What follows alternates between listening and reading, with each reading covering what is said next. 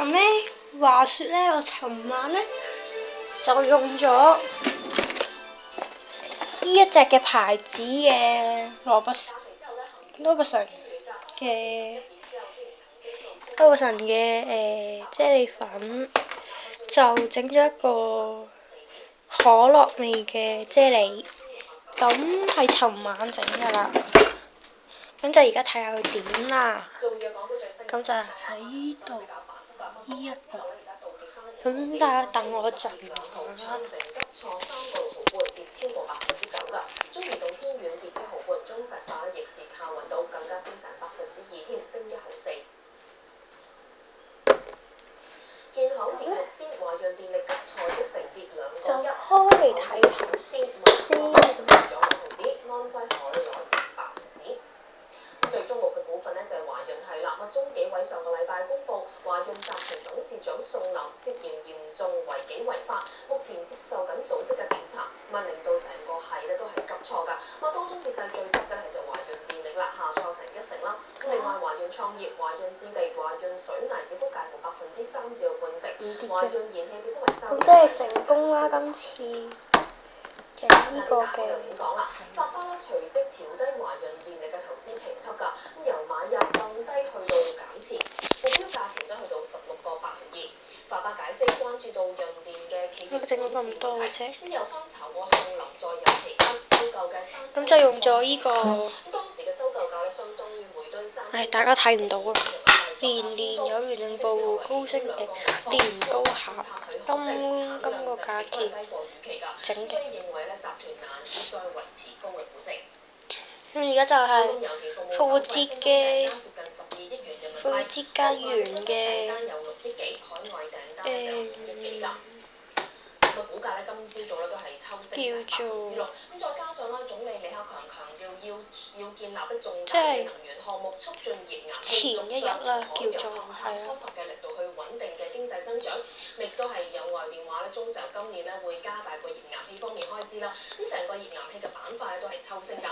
宏華啦、華油能源 TSC 同埋隻海龍啦，都係急升半成嘅樓上。TSC 咧更加係創咗呢1年以嚟高位，急升超過7%。咁呢，而家呢，就係試食時間啦。尋日整得好唔好味？我就要睇呢一刻啦。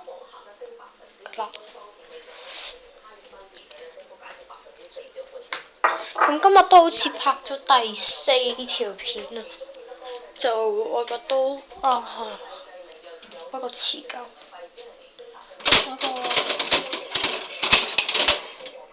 不過呢啲匙羹啦，同埋一把細刀仔。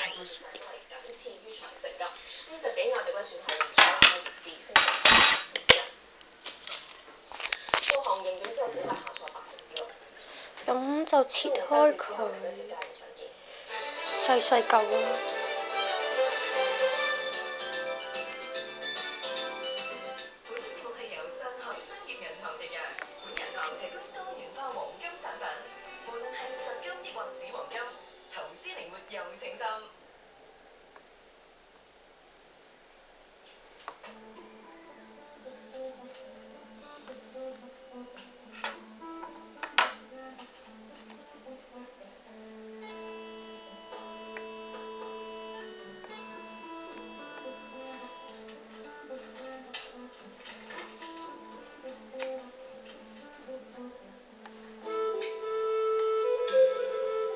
咁就而家清咗佢少少啦，因為費事咧佢真係難搞啊嘛。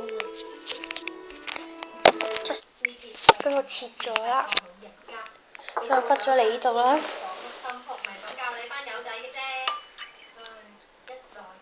咁試下。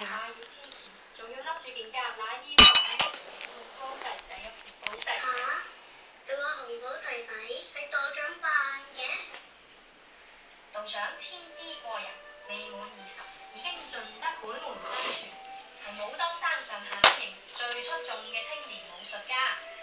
有一次，一份武術雜誌轉載咗李小麟嘅一篇訪問。李小麟我扮嘅咩？李小麟講到，如果中國功夫再唔全面革新，只會變成套路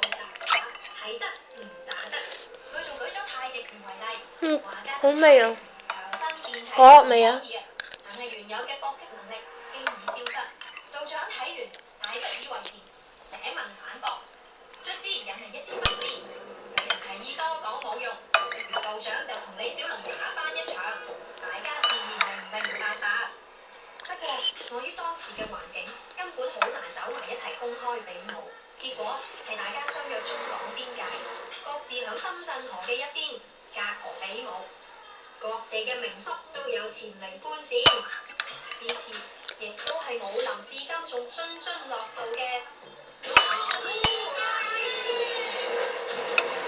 一個係國際巨星，一個係不出世嘅武林奇才，但係一樣年少氣盛，都有意拳腳下見真章。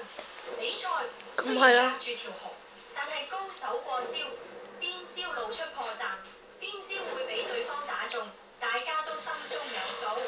所以真正嘅埋身肉搏，咁就勁好味啊！咁可以如果有機會嘅呢，我呢就會教大家整呢個啫喱㗎。咁係咁先啦，拜拜。